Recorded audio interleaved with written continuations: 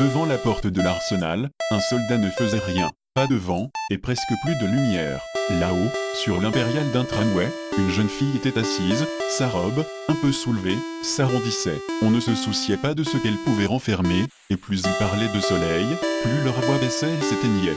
Florent ressemblait à tous ceux qu'elle avait vus à la place où il était, comme si, lui aussi, voulait s'arracher du néant et vivre plus, mais son vœu à elle, c'était tout le salut. Un chat rapporta dans sa gueule un objet, une ceinture de cuir durcie et racornie par le sel et le vent, une ceinture italienne, reste déjà à demi anéantie du carnage que depuis des années chantait Hugo. Et ils s'appuyaient plus encore l'un sur l'autre, chargés d'une croissante et exigeante adoration. Edwarda découvrait des gestes de coquetterie qui, comme les gestes de pudeur, revêt une sorte de beauté austère d'être accomplie dans la solitude.